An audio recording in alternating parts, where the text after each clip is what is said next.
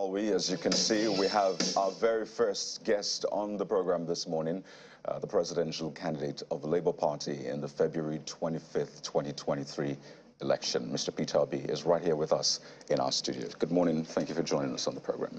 Good morning. Thank you for inviting me. Well, it's good to have you, really. I know that the pre-election polls, I mean, a lot of them said something. They put you as the winner. And I imagine in the whole scheme of things, you may have envisioned this moment, this period after the election, as a president-elect. You may have maybe envisioned what you'll be doing, the kind of deliberations you'll be doing, but that is not the case, clearly. And I just wonder, from your own point of view, because we hear your manifesto, we hear all of these things, but in terms of the emotional angle, how are you handling the result of the election, which goes against perhaps what you had anticipated? Well, for me, is when you go into a competition, especially in a transactional country as Nigeria, you expect all sorts. And whatever the outcome, the most important thing is to stay on course. And for me, I'm on course on this because we've seen probably what I consider the worst election in our recent history because of the electoral law of 2022, which gave so much hope, and the huge expenditure we put into technology. You know what it means, spending over $1 billion, 400-something billion. So there was so much that was promised. And then we went back to where we used to be. For me, that is very, very devastating. That a country as big as Nigeria, the giant of Africa, and supposedly a nation that should be celebrated globally, 63 years after independence, cannot conduct a simple election. Just election. That's how I feel. But for me, the struggle is on. We must reverse this situation. So are you hurt? Are you saddened? Do you have hope? I just want to understand your mental state now. I'm not hurt personally. I'm not saddened personally. But I am for my country and the future. It portends for the young ones and the future generation. Because we can't go on this way. It must be a better place. We must bequeath them a better place. It is about the future of the society. We have, my generation who will say, we've lost it. But we must build a better place for them. And that building the better place is why I'm saddened. Because a simple thing as conducting an election. I can assure anybody that if today I'm in service, Nigeria will not spend near what was spent, and we have a first-class election that will be celebrated globally. Look at the editorials globally all over the newspapers, starting from the Financial Times to the Economist to everything, to Chatham House, institutions that don't make comments, is not making comment, bringing us so low in Committee of Nations. Even one of the rating agencies downgraded our rating. Already a junk rating. Why bring us that low again? Which of the ratings do you refer to? Let me remember. I'll remember it because of this, because I have quite a number of them. Okay, I just also want to understand, because this is not your first time participating in elections. I mean, you participated in governorship, you've been a running mate, and a lot of people have spoken about previous elections. You think that this is the worst in the country's recent history? Yes, it is the worst because of, like I said, remember, I said because of the law, the 2022 law, that gave so much hope when it was passed, because all those loopholes and difficulties we used to have were taken care of. And then again, we invested in technology, which was supposed to make it seamless. And that was so much noise of from polling booth to server, and everybody would see it globally, and we advertised it. Go and look at the speech of the APC presidential candidate at Chatham House. Go and look at my own speech. Go and look at the speech of the INEC chairman in Chatham House. Everybody paid so much emphasis on the law and the technology. In fact, the APC presidential candidate said that the winner, that the BVAS is evolutionary, that the winner of next election requires an overwhelming mandate of the people to have the courage to be able to do the right things for the country. I said the same thing. And the chairman of INEC said it will be there for the world to watch, that they can watch it from there. I mean, what else do you expect, guy? When you promise so much, and you didn't even meet the minimum. Mr. Obi, that's still the bone of contention here. I know that the national chairman of your party had seemingly passed a vote of no confidence on INEC, and INEC has painstakingly, through television appearances and press briefings, reassured that it has nothing to hide and that it will make documents available.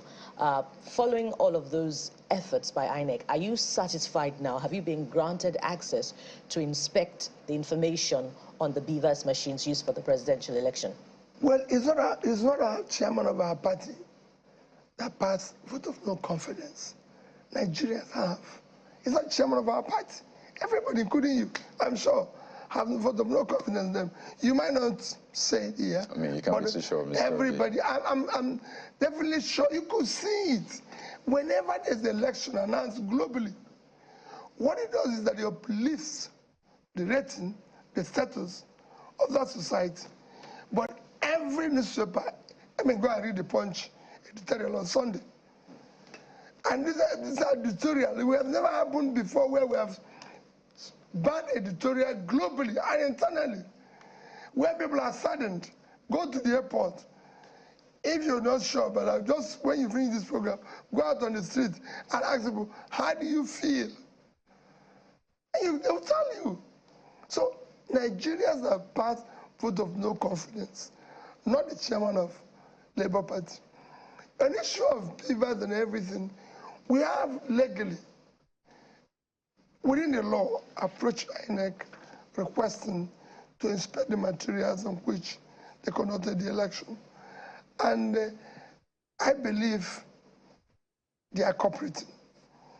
Even when they said they will reconfigure, they've said they are going to put it at the back end server so that we'll be able, after the election. And for me, we don't want to disrupt the process, electoral process that is ongoing. We want to do things in an organized manner because at the end of the day, it's our country. But have you been granted that unfettered access now? It's just 2 days to... Yes, we've been granted that, but you know they're going to do elections, so they said when they finish the election, they'll give us the ABC, which for me is okay. Okay. Let them do whatever they want to do so that we can have, you know, and I pray that this one become better than the last one. Still on the election, it was a shocker that you won Lagos. And not one, at least I've heard two members of your party say that the votes that went to the Labour Party from Lagos during the presidential election actually was about 900,000. And I'm just wondering how believable that is, you know, if the accredited number of accredited voters is 1.347 million, and you know, what went to the presidential candidate of the APC, who, by the way, is also very popular in Lagos, is 572,606 votes. How possible is it that you would have secured about 900,000 votes in Lagos? So what would have gone to the presidential candidate of the APC? I can assure you that the position announced by INEC is false. It's not wrong. I don't know exactly what it would have been, but I can show you. But you have your results. Our votes are far more than that. These are not issue of contention, which I don't intend to say there, but our figures are far more than that. Because the matter is in court. And its matter is in court. So I'll leave it at that. What did we do? Because we campaigned and told the people the right things. And remember, my watchword is go and verify whatever I'm telling you. You can only draw from the past. We campaigned, told the people the truth, nothing but the truth. And they know that from our past what we're promising we're going to do. We wanted to build a new Nigeria where this Lagos will be a place and a financial center, not just for Africa, but probably the Middle East. We need a place that we will use to drive the change of Africa in terms of finance. And I'm part of that world. And the same thing is what we have done all over Nigeria. Because we have, the North would have been something where you have engine of pulling people out of poverty due to massive agricultural production that will lead to industry, that will lead to export. The East would have been a place, you can say, also of industries, I imagine, exporting also products, again, through the Port Harcourt, Akwa Ibom, Warriors, and you're doing the same thing here in Lagos. This country can be turned around as quickly as possible and become something everybody will wish to celebrate. I just wanted to be sure. I mean, your lawyers met with INEC some days ago, yes, and the INEC chairman made that statement that there's nothing to hide. Has that changed the position, perhaps the trust? Because time and again, we saw the joint press conference after the election. Your party, the PDP, and I think the ADC had that joint conference. The chairman, you've said time and again that you don't trust this process. So that meeting, that was the initial. Do you now trust INEC? That was when we were starting it. If somebody had pronounced this what they pronounced, there's no way the trust evaporated. But they did not dealing with the lawyers. We are dealing with the lawyers. I don't go to INEC any longer. I'm not part of it. So has your trust been restored in INEC? Well, I believe the lawyers so far are satisfied. And if they are, like I said, the case is not in court. So it's no longer me trusting or not trusting INEC. There's now something between the two of us. So if that which is between the two of us, which is our lawyers, trust them, you're fine with that? I'm fine with that. Because you have a history with, pardon me, Bukola, you have a history with the tribunal, so to speak, with the court. I think it was your case that first changed the calendar of election cycle in Nigeria. That's in Anambra years ago. So it looks like a lot of people are looking to see if thunder will strike twice on this one. Are you confident in the judiciary as you were then? Well, I am because, like I said, I stayed in court for 3 years where people say it's impossible for you to become a governor through the court, and I became the first. Remember, I was impeached. And again, the court brought me back. And I went for interpretation when I said my tenure is not complete, which was one you referred to, that change. They said it's impossible because somebody else has been elected and sworn in, but I changed it. So if you go through that, I've been going through courts, several of them, and I've not had any cause to doubt the courts. But I can tell you, I believe Nigeria have the best, one of the best judiciary globally. It is we politicians that are trying to, because of our transnational nature, is trying to ensure that everywhere is corrupted. And that I wish the judiciary can start reversing. Even with this case, they are seeing globally what is happening. Globally. People go everywhere in the world and they ask, what happened with Nigeria in the election? Africans are surprised. The giant of Africa can no longer deliver, just election. We're not talking about something great. It's just election. Ghana will soon have election. Without beavers, without everything. It will be seamless, peaceful. You'll see it come very soon. So what is wrong with us? Well, Ghana is, I mean, in terms of population, in terms of the sheer size of what they have to handle, I'm just saying I don't know if that's a comparison. It's okay to learn and, you know, compare notes, but I don't know if that's a fair comparison. Just quickly. But just before you go ahead with that point, I just want to follow up on your confidence in the judiciary. Is it against all odds, you know, to the effect that, you know, there's a diminishing trust quotient, particularly in the Supreme Court, you know, following court verdicts on certain governorship elections in the country? So are you still confident regardless of all of these factors? I don't go anywhere referring how the other people were treated.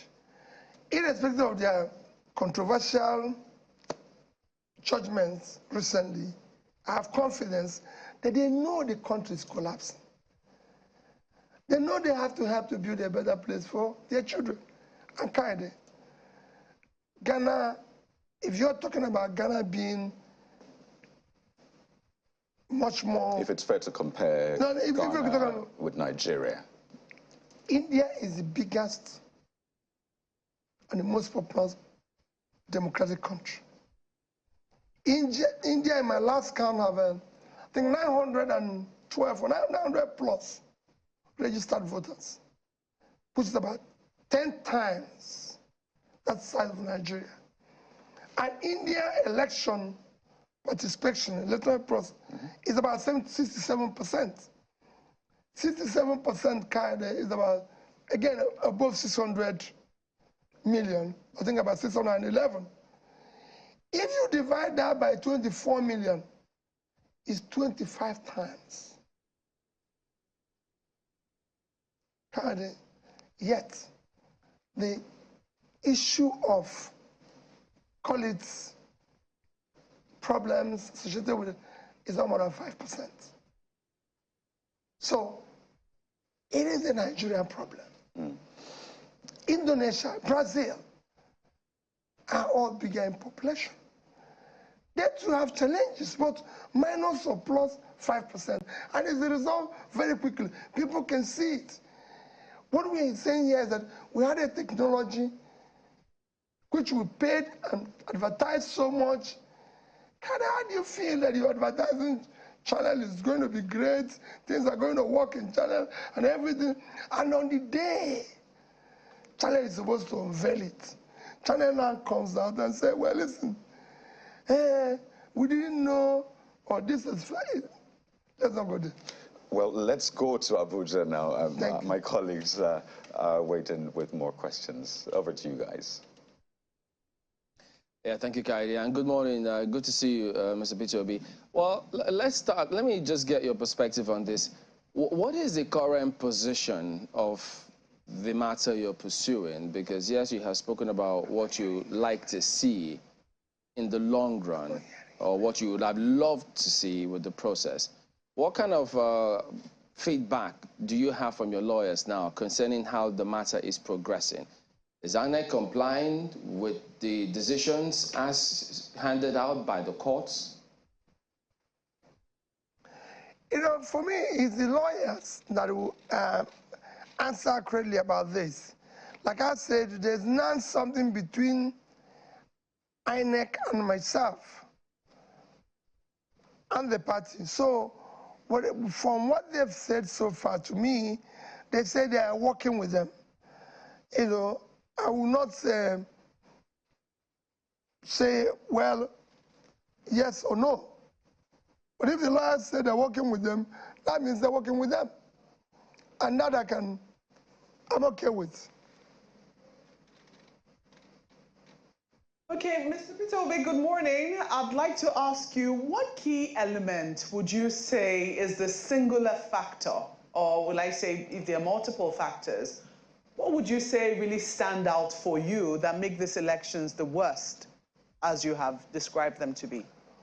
Well, the issue of the so-called beavers, which have changed to basic value acceptable.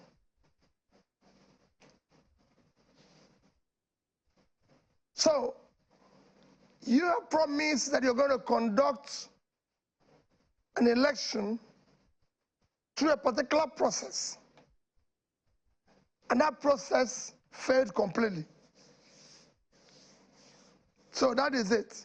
So Accurate in effect, to say that the beavers failed completely. Would that be accurate, considering the fact that the server you which know, we were for told, accreditation, no, the server, the beavers okay, worked. It was to take the pictures. Okay, maybe not completely, but it failed on the most critical aspect of the beavers. You know, it failed on. It's like a situation where you've been promised this fantastic three-course meal, and you came in with a little starter, waiting for the main meal, and they carried it away. So you can't say you have been fed, because the main thing was that going from the pulling unit to the server. That is the main meal. So they took away the main meal and said, okay, the beavers have worked, because so you can't walk out and say the meal was fantastic, because after all, they gave me the little starter, and then the main meal was not served. And that's the IREV. That's it. The main thing was not there. Nobody, even in my village, where people are not sophisticated, not educated, they were all glued to one place waiting to see the result coming in through, like they told us that everybody will be seeing it. I'm sure you didn't see it, my sister. They said it failed. That's the IREV. The IREV is separate from the beavers. The beavers accredits people, and then it's supposed to take a picture and upload it to the IREV. The IREV did not work on that day. Yes, me and you know the difference between all this. For the average Nigerian, that is all included. And I want to speak to the average Nigerian. What they've showed us, whether it's IRF, whether it's the IRA, what they told us is the beavers is from this to this. We are promised this sumptuous meal, and we just had a serve of the starter, and they disappeared with the rest of the food. So we didn't. That is the worst lunch we have had. I've had to make that clarification, because you know that the beavers is also going to be used again in this governorship elections, and a lot of people might be imagining that that exactly was the instrument of fraud, and maybe might be reluctant to use it or might be reluctant to come out. But the IREV was, you know, where people are what already didn't work, reluctant. and I'm very happy for how you have. Thank you. How you described it. People but, already, you know, moving beyond that, might not come out. You know, we're pushing them now. Yes, we're begging them to have faith and come out. Exactly. So I know as a result of that, you've been going around a number of states. I mean, you've given speeches, you've done a few thank you visits around a number of states to thank your supporters for their votes on the day of the presidential election. And I think yesterday you were in Jos, in Plateau State. I don't know where you're going next. I don't even know how you're doing it, because you were in Jos and now you're in a different location entirely. I'm wondering, what state would you be really keeping an eye on for your governorship candidates? Because some people within your party are saying, yes, we voted you because of your capacity and your competence, but we're not going to blindly vote Labour Party, you know, top to bottom in all cases if we're not confident about the candidates that your party is fielding. How are you going to persuade such people to, you know, continue to support the Labour Party and understand party politics, as the case might be? Let me tell you, I support the obedience. Please do not vote blindly. We have a country, and we have a problem, and we need to deal with it. And I've said, please, you watch one will be character, competence, capacity, and compassion. The country needs to see competent people in position to serve. So do not vote blindly. And we have them in a number of states. Remember, Labour is not, remember what they told you when we were starting, that we don't have structures. So we don't have people all over the place competing. Please, We have some states where we have competent people. You can, let me start with Lagos. We have a competent hand here, young, dynamic man that can do the job. We have in Abia. I was in Jos, like you said. And if you look at it, I've visited most of all those states where I think we have competent people that can do the job. We have in Kaduna, we have in 1 or 2 states. We don't have all over the country.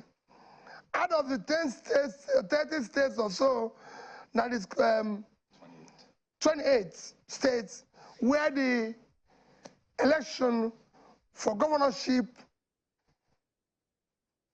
is coming up on the 18th. I think probably we have about 6 or 8 of them where I think we have candidates who are participating and I feel they can do the job. And remember, we have said that anybody that is elected on Labour Party, we're not going to sit back.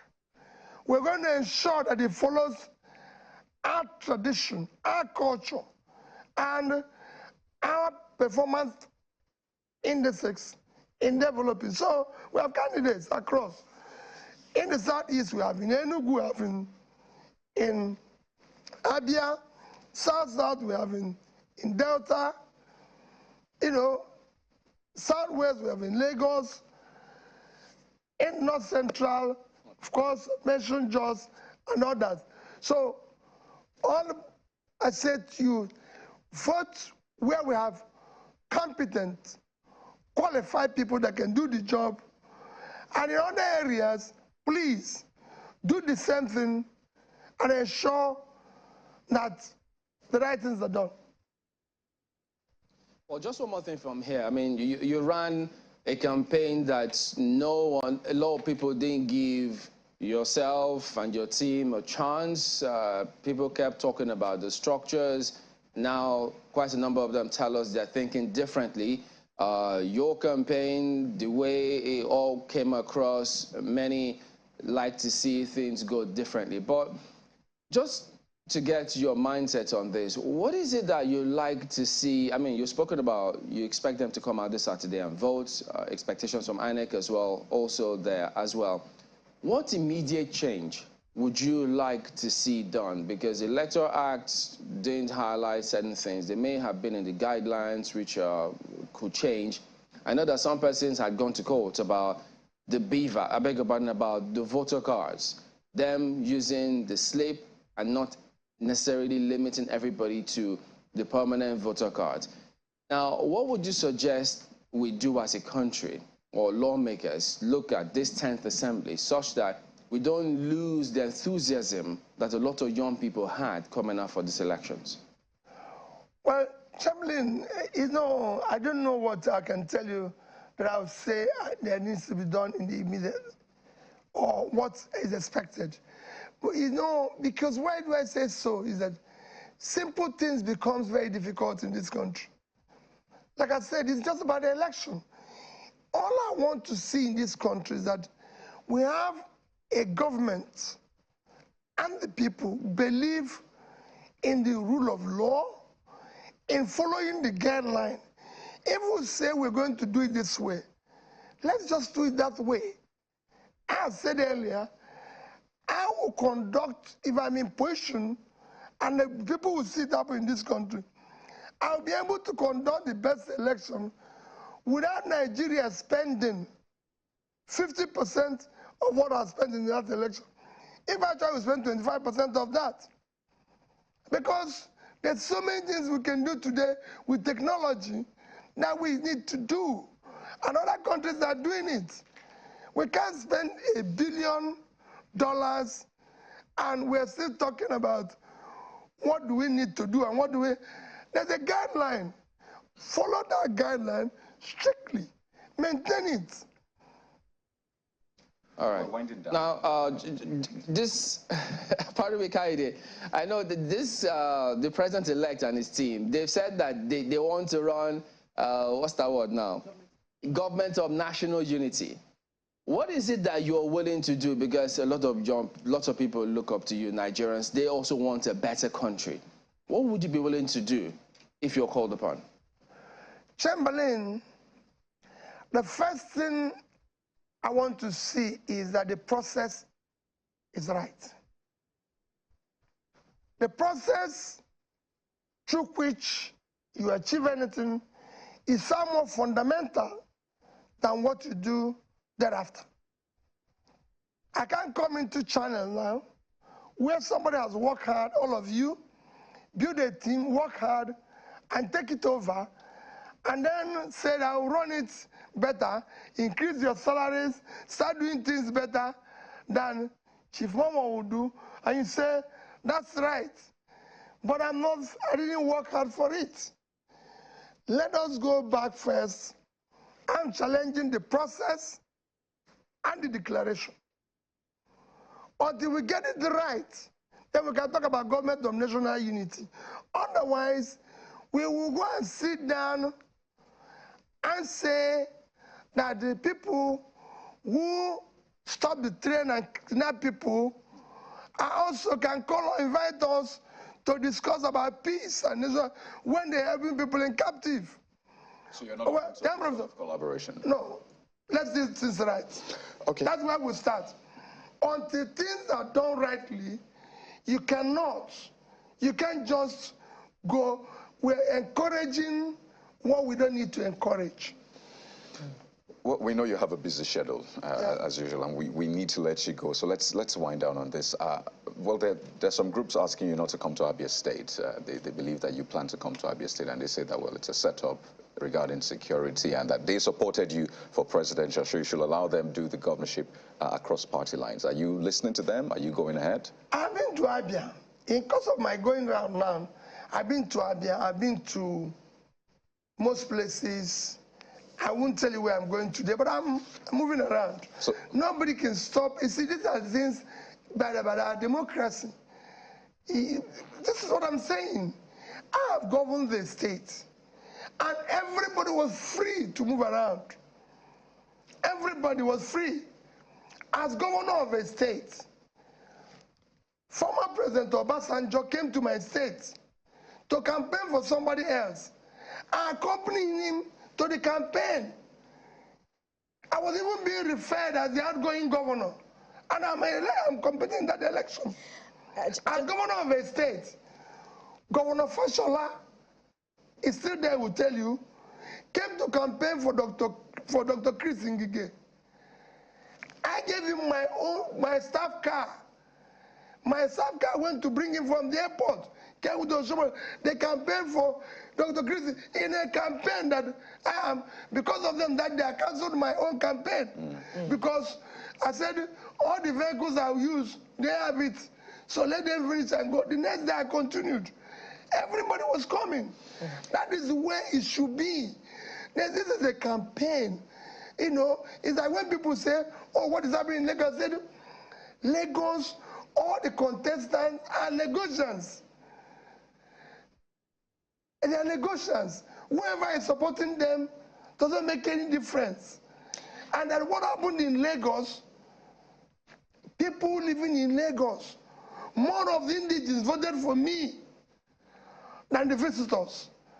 Let us please be able to do little things that can show that people who live here are human beings. Right. Just one for me, and as a straightforward question. Should you be unable to prove that you won the election, are you returning in 2027 to contest again?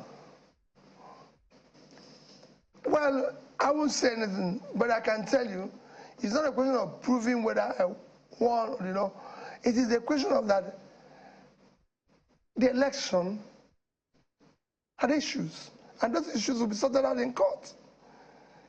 I'll be shocked if this country goes on with that situation. It will then stamp that it is a complete criminalized country. We can't allow it. We need to start unbundling this criminality And that's why people are calling about structure. When they were advertising structure or not structure, it is this criminality and fraud that we witness is what they're talking about. And we want to unbundle it for the sake of our children. It's always very interesting having you. Just to be clear, are you going to accept the outcome of the court, whichever way it swings? I won't say anything until when it happens. But you have... And I'll make my comments. You say you trust the judiciary. I trust the judiciary. I believe they know what is happening in society. They live within the society, and they'll do the right things for the society. You know, we could continue this conversation, and I know you two, you can continue with us, but we have to let you go. And we really appreciate your time this morning. Thank you very much. Mr. Peter Obi, the presidential candidate of the Labour Party in the February 25th, 2023 election. Well, we'll go to a break now, and when we return, we'll be back with some more. Please stay with us.